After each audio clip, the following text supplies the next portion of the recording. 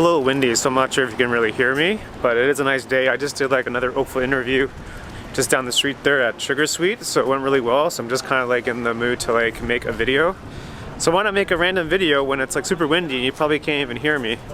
So it's gonna be a good one. Stay tuned for whatever I'm gonna talk about. I don't even know what I'm gonna talk about, but I'll figure it out as I walk along. Hope everyone's well. Spring is on its way. We're changing the clocks this weekend, so it's kind of like new starts, new beginnings, all that stuff. The vaccines are here, they're rolling out, so it feels like things are turning the corner, which is good. There comes the wind. If you want to see how windy it is, the wind just pushed my bag across the bench. Unless that was Steve or the Ouija board. Funny story, because I bought the Cinco mics, if you guys recall that product review I did. Can you guys hear me? Funny story is that one of the transmitters died the day before I was going to do an interview, so I only had one transmitter for this. I only had one mic for this interview, so I don't have a mic on me in that interview, and you can really tell. So I called Amazon, so they're gonna fix it up. So I'll be getting a new set shortly. But you know, it's just one of those things where it's like, this could have been so much better. So Cinco, if you're watching, I'm not sure why your transmitter died with basically like one use. So weird. Shout out to Brian and Laura again for inviting me on that haunted shoot that we did last weekend. Really cool stuff. If you haven't seen that vid, I suggest you do, because it's probably gonna be better than this one. And the reason why I made that video a little bit longer, because I wanted to show people like the work involved in getting that shoot done and getting those kinds of shots, because I think sometimes people don't realize the work that goes behind the scenes, the work that Brian and Laura do. So I just kind of want to show like what it really takes to get some really cool shots. If you want to have some really banger shots, you really need to put in some banger effort, and I might just put that on a t-shirt, because I kind of like the saying of that. Let's maybe go to the lake, a little bit more picturesque than an empty tennis court. The story is with this green. If you want to watch some really riveting lawn bowling, this is the place to be. Let me tell you, on a Sunday afternoon, the place is just rocking.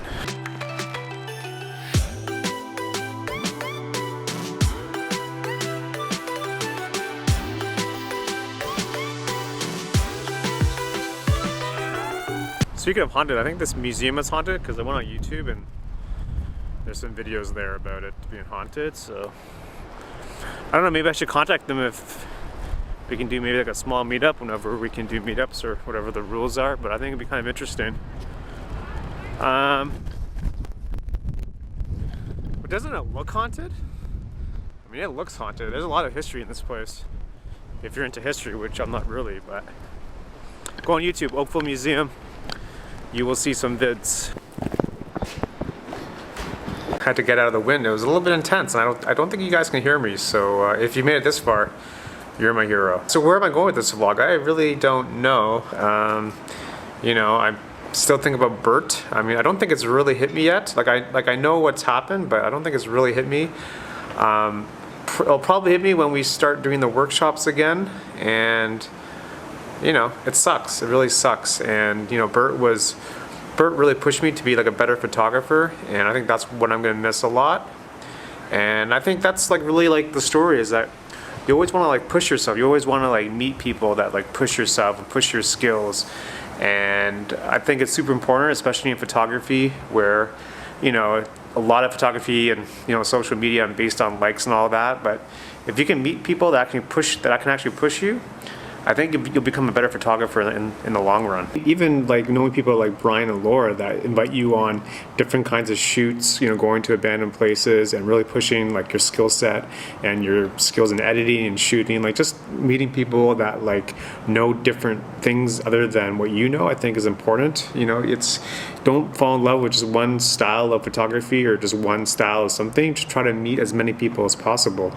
And chances are other people are gonna know stuff that you don't know. So hopefully that makes sense. I have no idea if it does. It just kind of popped in my head. Hopefully that made sense. I do make notes on my phone, and sometimes I follow them and sometimes I don't. So one of the things I'm trying to get better at in these vlogs is just trying to better explain like my thoughts, because I think I just ramble on too many times and the message gets lost.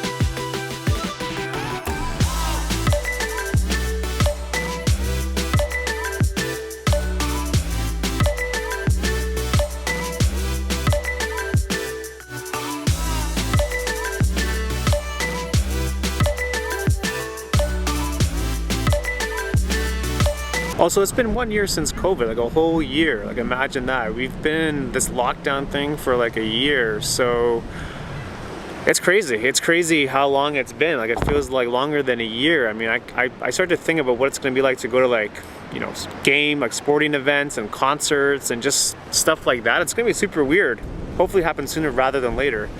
And, you know, especially in terms of creating, since we've been in basically lockdown for a year, it's easy not to create. So I think I said this last year, it's important to have like a discipline. So it's important to have goals that you can hit, and don't compare your goals to someone else. Make sure that it's goals that you can hit, and you're just gonna get into a flow, and then after that it just becomes a habit. I keep going back to the book Atomic Habits, but you know, have systems in place that will help you achieve your goals. And I do a terrible job explaining the book, but I suggest you pick up the book, and the author explains it better than I am, because I'm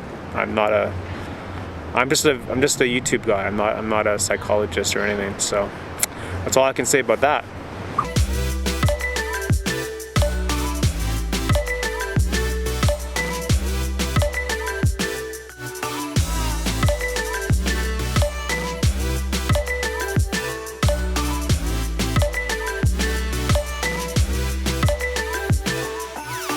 I sometimes try to remember why I started vlogging, and I really started vlogging just to like document the meetups, to get out and shoot, because I think photography can be pretty intimidating, and I just wanted to show our group was not intimidating and that we're welcoming of all people, skill types and all that stuff. So that's really why I started it. It just started with me in the middle of a blizzard turning the camera on and having absolutely zero clue of what I was doing.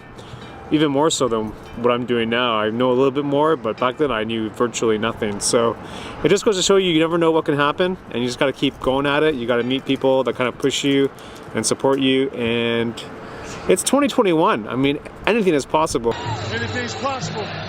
Anything's possible!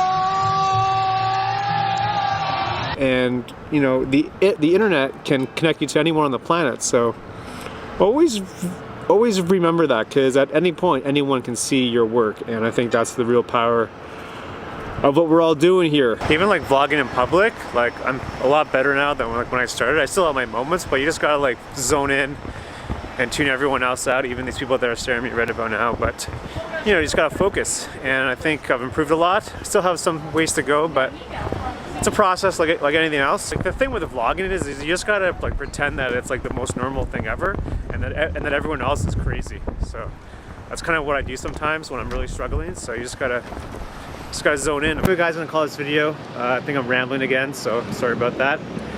Hope you like this video. Subscribe for more of this craziness, and we'll see you in the next one. Hopefully with lots of wind. Peace.